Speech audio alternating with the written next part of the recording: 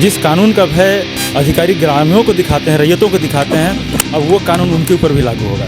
CNT कानून की धारा 71B, इसमें स्पष्ट प्रावधान है कि कोई भी सीएनटी की ज़मीन अगर धारा 46 के तहत अनुमति लिए बिना या 39 की अनुमति लिए बिना अगर कोई कब्जा करता है, हस्तांतरित रखता है, उस पर कब्जा बनाए रखता है, तो वो धारा 71B के तहत 3 साल के सज़ा का प्रावधान है इस मामले में। डायरेक्ट जैसे कि एक बोला जाए तो ईडी का एग्जांपल ले लेता हूँ। ईडी किसी को पकड़ती है तो डायरेक्ट किसी को दोषी बना देती है और दोषी को ही साबित करना पड़ता है कि हम निर्दोष हैं। उसी तरह यहाँ पर बीसीसीएल भी करती है कि ये ज़मीन हमारी, अगर आपकी है तो आप कागज़ दिखाएं, हम कागज़ नहीं दिखाएंगे। कहीं ना कहीं ये भी तो कंपनी का नाम आ रहा है, आरती, शायद आरती कंपनी का, वो जाके वहाँ पर रैयतों के बीच में उनसे ज़मीन खरीद रही है और वो कहीं ना कहीं बोले कि हम ज़मीन खरीद करके मतलब बीसीसीएल का ही हम करें।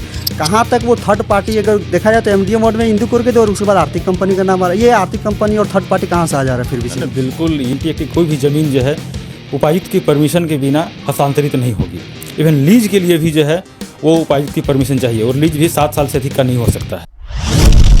जोहार, नमस्कार, आप देख रहे हैं खबर आंदोलन। सबसे पहले तमाम दर्शकगण को 77वें गणतंत्र दिवस की बधाई देना चाहूँगा और बधाई देना चाहूँगा क्योंकि गणतंत्र हमें संवैधानिक अधिकार देते हैं, आज़ादी से रहने के लिए हमें हर जगह जाने आने, खाने पीने, हर तरह की स्वतंत्रता देते हैं और उसका बहुत सारे नियम निर्धारण किया गया, वो संविधान के अंदर निर्धारण किया गया।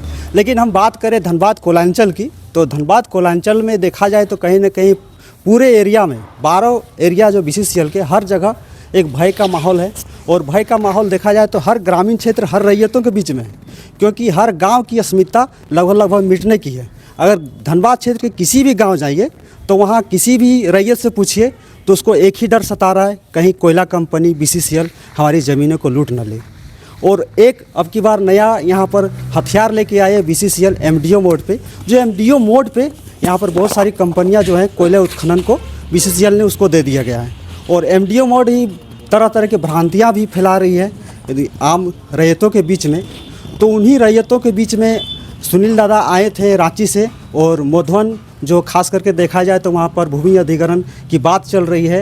एक बीसीसीएल के एमडीओ मोड की कंपनी है इंदू करी के, और इंदू करी कंपनी वहाँ पर रैयतों के भय का माहौल किस तरह से व्याप्त है और क्या डर वहाँ के लोगों को सता रहा है। अगर जब मोधवन जाइएगा तो वहाँ पर एंट्री पॉइंट में जाएगा तो दुकानों में कुछ ग्रामीण जो हैं पेंटिंग किए हुए हैं कि ज़मीन दलाली बंद करो, इंदुपुरी के खिलाफ, कंपनियों के खिलाफ तरह तरह के नारे लिखे हुए हैं।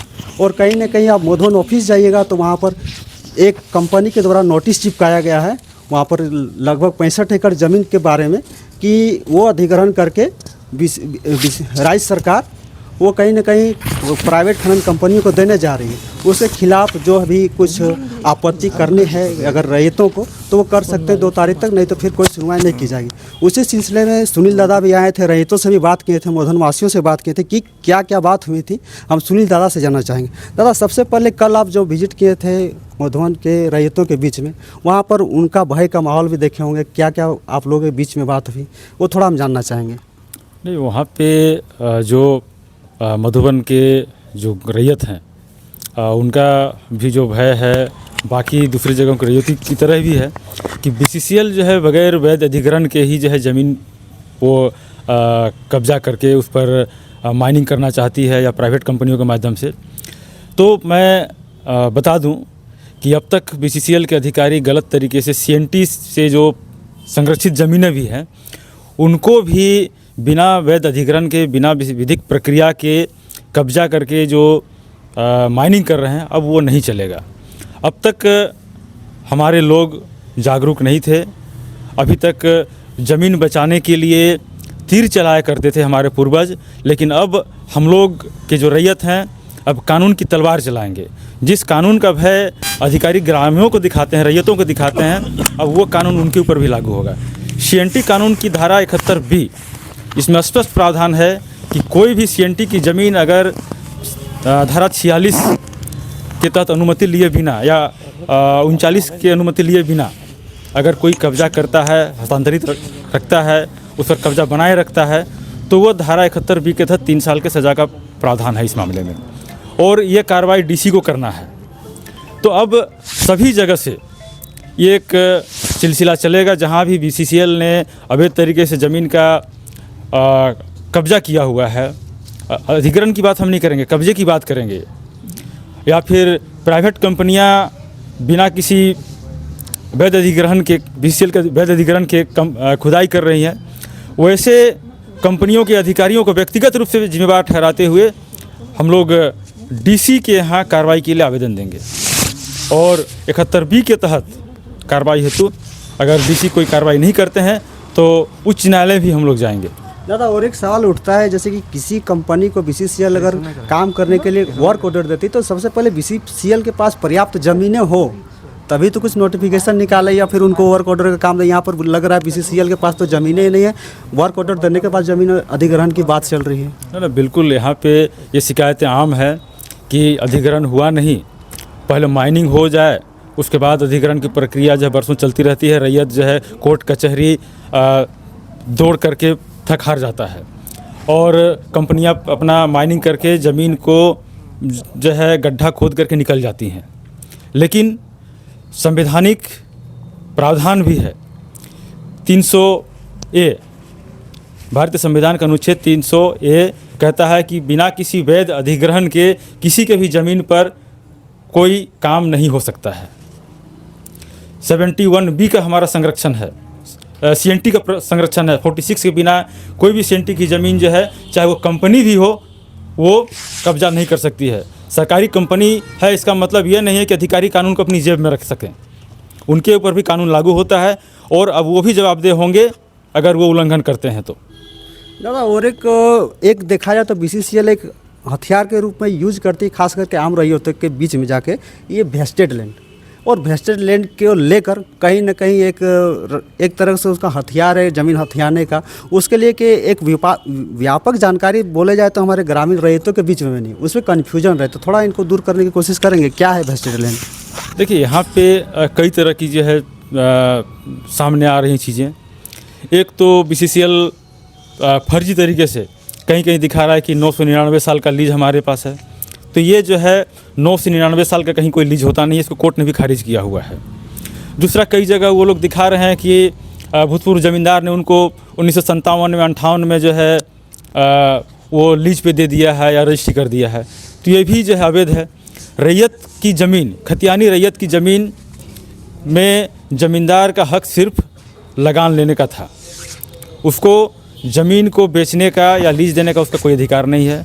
और जब तक खतियानी रैयत ने ज़मीन जो है वो नहीं दिया है तो कैसे वो BCCL अपने आप में वो वेस्टेड दिखाएगा? नहीं, बहुत से BCCL के बहुत से मामले हमने देखे हैं, आम रैयतों के भी जाके बोल देते कि जो भी ज़मीन, बहुत सारी ज़मीनें BCCL बोले कि आज से नहीं 40 साल 50 साल या 100 साल पहले कोई प्राइवेट कंपनी चलती थी, जब यहाँ से राष्ट्रीयकरण जब हुआ तो वो कंपनी हमारे अंदर हो गई, तो वो जो सारे ज़मीनें वो हमारे हो गए और कहीं ना कहीं एक तरह से वेस्टेड लैंड है। तो मतलब कोई कंपनी आए और जब भी कागज़ दिखाने की बात करती है, बहुत से मामले हम लोग BCCL के कार्यालय में गए हैं, वहाँ पर जब भी कागज़ दिखाने की बात करती है तो आनाकानी करती है। अगर बोलते हैं कि अगर डायरेक्ट, जैसे कि एक बोला जाए तो ED का एग्जाम्पल ले लेता हूँ, ED किसी को पकड़ती है तो डायरेक्ट किसी को दोषी बता देती है और दोषी को ही साबित करना पड़ता है कि हम निर्दोष हैं। उसी तरह यहाँ पर BCCL भी करती है कि ये ज़मीन हमारी है, अगर आपकी है तो आप कागज़ दिखाएं, हम कागज़ नहीं दिखाएंगे। कहीं ना कहीं ये भी तो कर रही है BCCL। बिल्कुल यहाँ पे जो है बिल्कुल ज़मीन माफिया की तरह जो है काम कर रही है, एक सिंडिकेट उनका काम कर रहा है। और उसके साथ में वो जो प्राइवेट कंपनियां हैं वो तो पूरी तरह से जो है रंगदारी करते हुए, गुंडागर्दी करते हुए ज़मीन हथियाने काम कर रही है।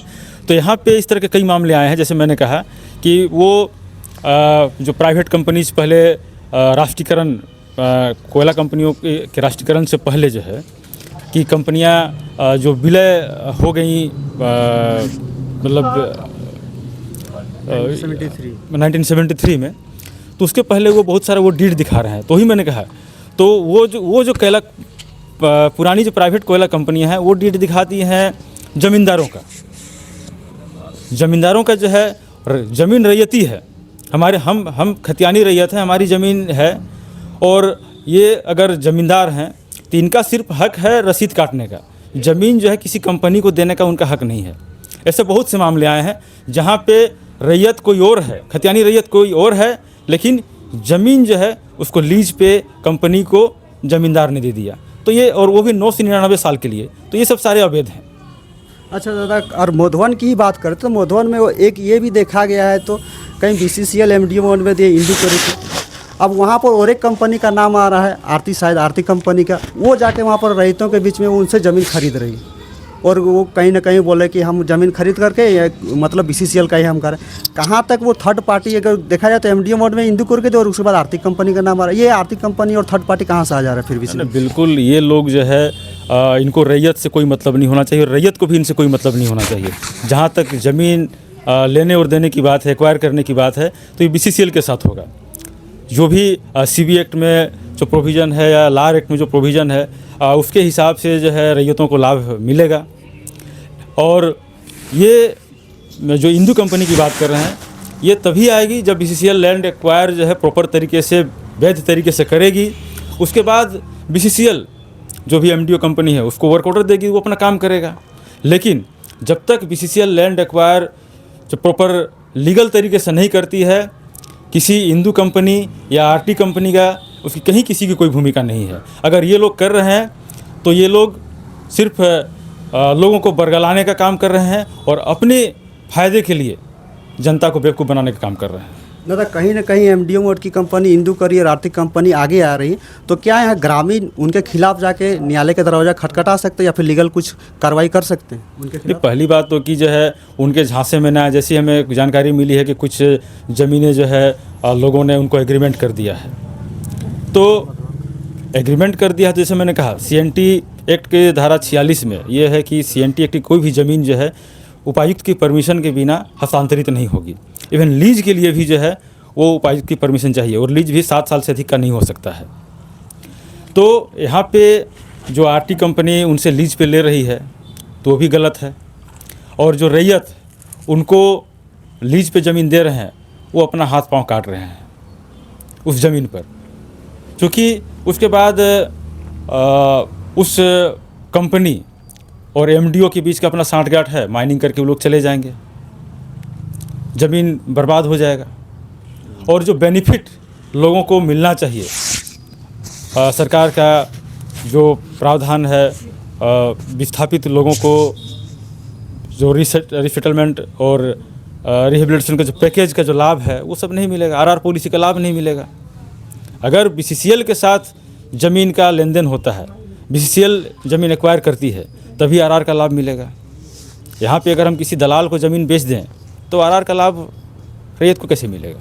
अच्छा दादा, अंतिम सवाल आपसे ये पूछना चाहेंगे, अभी जो रैयत असमंजस की स्थिति में, तो अभी सबसे पहले वो क्या करे? अभी फ़िलहाल हाल फिलहाल के जैसे ज़मीन को लेकर के अभी दबाव भी पड़ रहा है, BCCL हो गया, CO हो गया, तरह तरह के मतलब MDO मोड की कंपनी, BCCL और इंदू कंपनी को देखते हुए वहाँ पर रैयत अभी कौन सी कार्रवाई करे जो उनके लिए बेनिफिट होगा, और किस सभी रैयतों को आप क्या संदेश देना चाह रहे हैं?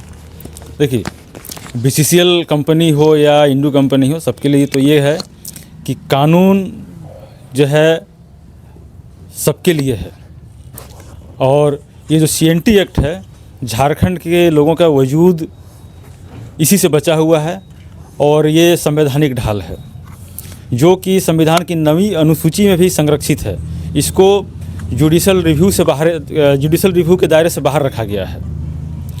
तो और इसका उल्लंघन करके आप ज़मीन जो है अगर ले रहे हैं तो आप गलत कर रहे हैं।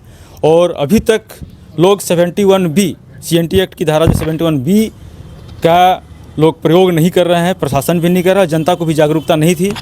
अब ये करेंगे, और अगर अधिकारी जबरन ज़मीन कब्जा करने की कोशिश करेंगे, CNT की ज़मीन का अवैध हस्तांतरण करेंगे, तो अब इस कानून का उपयोग करते हुए लोग BCCL और जो प्राइवेट कंपनीज़ हैं उनके जिम्मेदार अधिकारियों को व्यक्तिगत रूप से जिम्मेदार ठहराते हुए आपराधिक कार्रवाई करेंगे।